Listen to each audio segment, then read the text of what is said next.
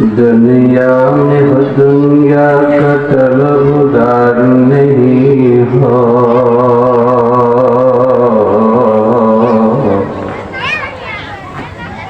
दुनिया में हो दुनिया का तलबगार नहीं हो,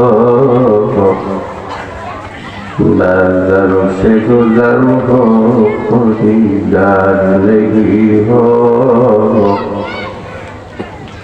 बाजार से गुजर हो खरीदार नहीं हो। आमों से जिंदगी बनती है जन्नत भी जहन्नम,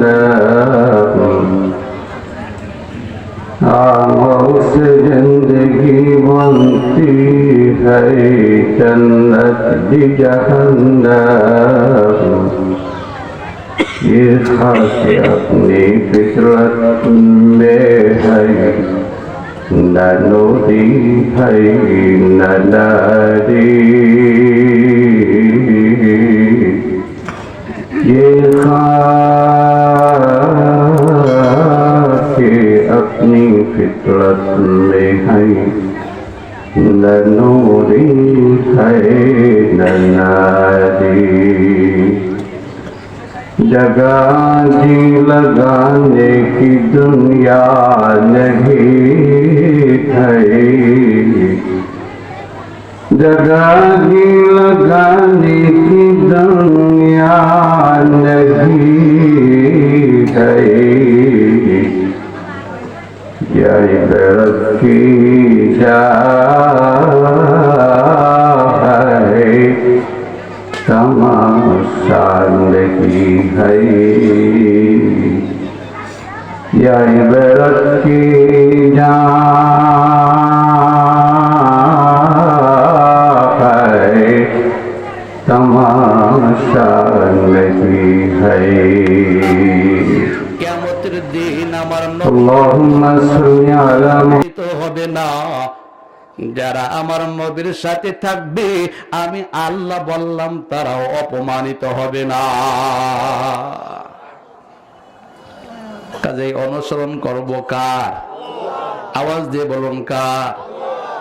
আল্লাহ আল্লাহর রাসূলের ইতাআত, ফাত্তাবিউনি, পয়গম্বরের অনুসরণ করো, পয়গম্বরের ইতাআত করো। রহমাতাল লিল আলামিনের ইতাআত যদি করতে পারি, আল্লাহ পাক এই আয়াতে কারিমার মধ্যে দুইটা পুরস্কারের ঘোষণা করলেন। এক নম্বর পুরস্কার ইউহিব্বুকুমুল্লাহ, আল্লাহ পাক বলে আমি আল্লাহ তোমাদেরকে ভালোবাসবো। সুবহানাল্লাহ। আল্লাহ তাআলার ওয়াদায়ে বান্দা আমার নবীকে যদি ভালোবাসো, নবীর অনুসরণ যদি করতে পারো, আমি আল্লাহ ওয়াদা দিলাম, কোরআনটা খুলে দেখ, ইউহিব্বুকুমুল্লাহ, আমি আল্লাহ তোমাদেরকে ভালোবাসবো, মহব্বত করব। সুবহানাল্লাহ। আল্লাহ পাক যদি কোনো বান্দাকে ভালোবাসেন, মহব্বত করেন, ওই বান্দার ইন্তেকালের পরে কবরে কি আযাব হবে? আল্লাহ পাক যদি ভালোবাসেন, বান্দার কবরে কি আগুন লাগবে? আল্লাহ পাক যদি ভালোবাসেন, বান্দাকে কি জাহান্নামে দিবেন? কেন দিবেন না? আল্লাহ বড় দয়ালু, বড় মেহেরবান, ঠিক কিনা? কত দয়ালু রে ভাই! হযরত আবু হুরায়রা রাদিয়াল্লাহু তাআলা আনহু বর্ণনা করেন, 100টা রহমতের মধ্যে একটা রহমত আল্লাহ পাক রব্বুল আলামিন तमाम পৃথিবীর মাখলুকাত ওলামায়ে کرام তোমরা যাও জান্নাতের দিকে রওনা দাও, ফাকাদ গফারতু লাকুম, দুনিয়াতে থাকিয়া যদি বলতে কিছু হয়ে গেছে, কিছু আমি আল্লাহ পাক রব্বুল আলামিনের নাফরমানি হয়ে গেছে, কিন্তু তোমার সিনার মধ্যে আমার ইলম থাকার বদলাতে আমি আল্লাহ ফাকাদ গফারতু লাকুম, তোমাকে মাফ করে দিলাম, তাও তুমি জান্নাতে চলে যাও। কেউ বলতে পারে আল্লাহ ওই আলেমকে তুমি জান্নাত দাও, দুনিয়াতে দেখেছি অপরাধ করেছে, অন্যায় করেছে, আল্লাহ পাক রব্বুল আলামিন বলে ওয়ালা উবালি,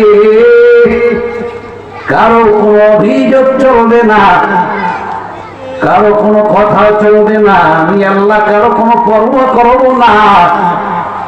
আলিম সম্প্রদায় আমি আল্লাহ পাকের ইলম সিনার মধ্যে ধারণ করেছে, আমি আল্লাহ ইলমের বদলাতে মাফ করে জান্নাতের মালিক বানাই দিলাম।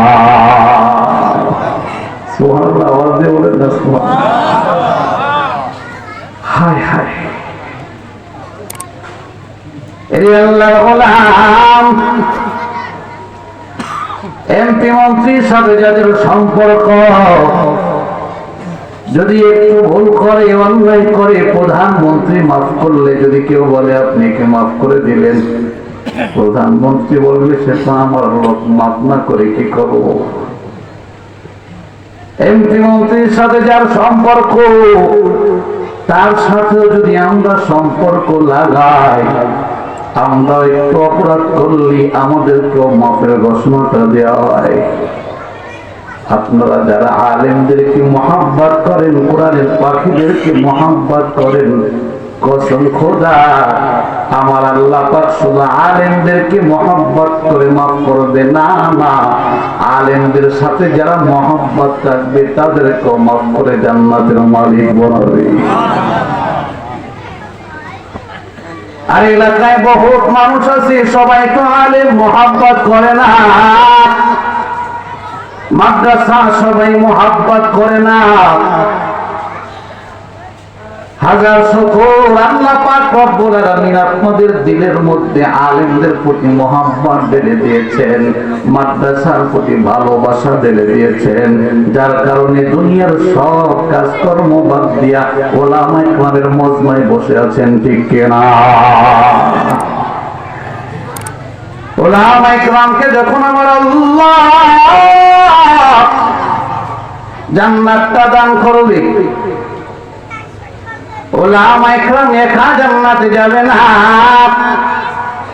আমার নবী রাহমাতাল লিল আলামিন বলে, উম্মত শুনে নাও, যে সিনার মধ্যে আল্লাহর কালাম প্রবেশ করেছে, যে বান্দা আল্লাহর 30টা পারা কোরআন মুখস্থ করেছে, হাসরের ময়দানে আমার আল্লাহ খুশি হইয়া ওই বান্দাকে সবার উপরে 6666 তারার উপরে স্থান দেবে।